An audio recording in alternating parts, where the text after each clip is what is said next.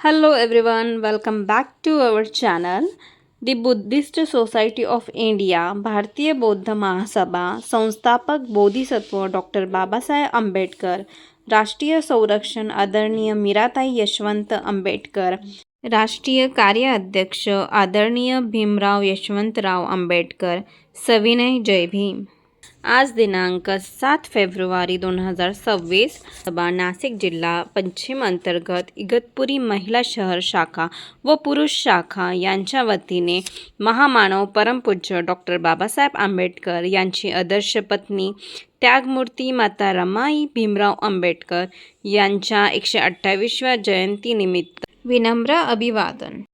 भारतीय बौद्ध महासभा इगतपुरी शहर महिला व पुरुष कार्यकारिणी यांच्या वतीने त्यागमूर्ती माता रमाई यांची 128वी जयंती मोठ्या उत्सवाने असंख्य लोकसंख्येने आनंदी वातावरणात साजरी करण्यात आली. या कार्यक्रमात उपस्थित मान्यवर नाशिक जिल्हा संरक्षण सचिव मनोज मोरे गुरुजी, इगतपुरी तालुका अध्यक्ष साहेबराव गांगुर्डे, तालुका सरचिटणीस शरद सोनवणे, आदरणीय शिक्षक संजय थोरात सर, आदरणीय प्रकाश रुपोटे गुरुजी, तसेच कोष अध्यक्ष ताराबाई जगताप व बाळाराम पवार, तालुका अध्यक्ष निशा पंडित, इगतपुरी शहर अध्यक्ष जयश्री नरवडे, केंद्रीय शिक्षिका मायाताई अढांगळे व अनिता निकम या दोघांचे मोलाचे सहकार्य लाभले.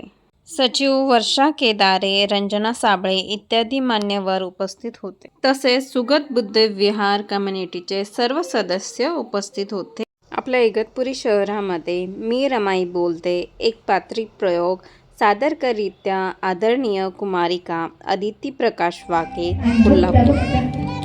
बघता बघता माझ्या बापाच्या ऐवजी माझी मायच आजारी पडली किंवा तिला बी आजार पण तिनं हातून धरलं होतं, तिचं जेवण तुटलं होतं आणि आता मला चांगलंच कळत होत माझ्या बापावर लय मोठं दुःख कोसळलं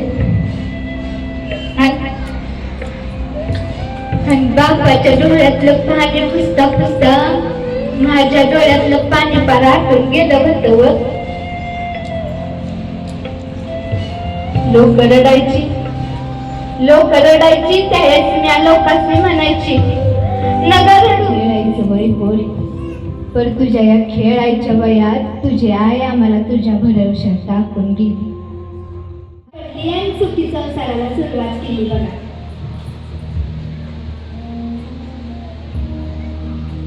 एक दिवस दुपारचं साहेब कॉलेजमधून आलं. मी त्यासनी पाणी दिलं. पाणी पिता पिता साहेब मला म्हणाले, राहू उलट या दोन लेकरांचं वजन तुझ्या अंगावर ठाकून चाललंय. बाला म्हणलं, असं नग म्हणून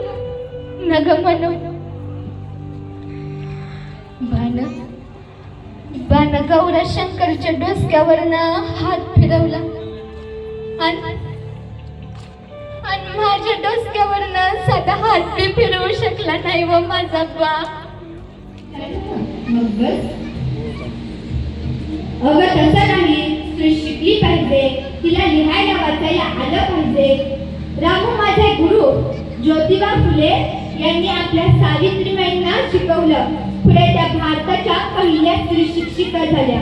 रामू माझ्या गुरुचा संदेश आहे, जिच्या हाती पाळण्याची दोरी तीच जगाचा उद्धार करी. मग स्त्री शिकली तर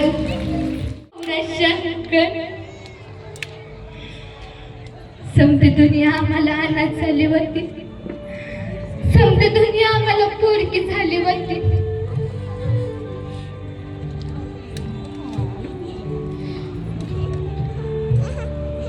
काही दिवसांनी काकांना मामाने विचार करून आम्हाला मुंबईला न्यायचं ठरवलं.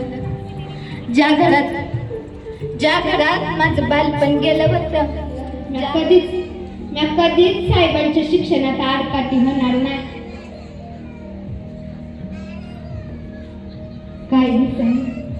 काही दिवसांनी आमच्या घरात नवा पाहुणा आला.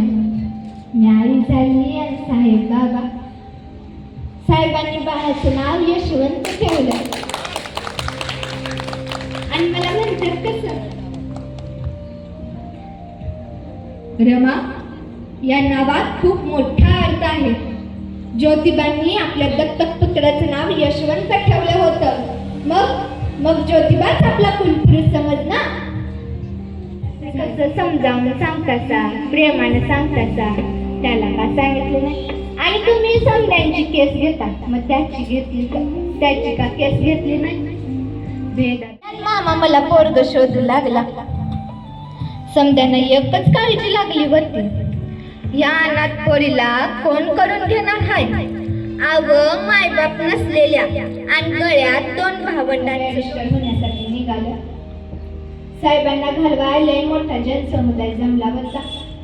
तो जनसमुदाय बघून साहेबांचं भानच हरपलं.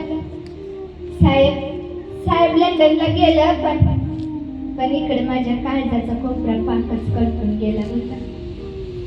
आमच्या घरात 18-20 दारिद्र्य. मी हातातला झाडू तिथंच टाकला आणि धावतच त्याच्याकडे गेली.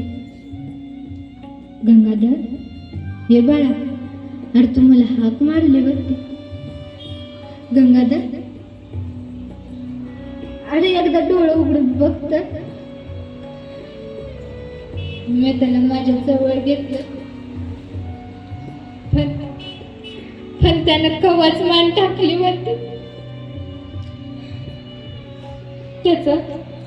त्याचं पाठीला चिकटलेलं पोट, त्याच्या उपासमारीची आणि आमच्या गरिबीची दुर्दशा दाखवत होतं. किंवा त्याच्या बरगड्या तर निवड मोजून ठेवल्या अशा दिसत होत्या.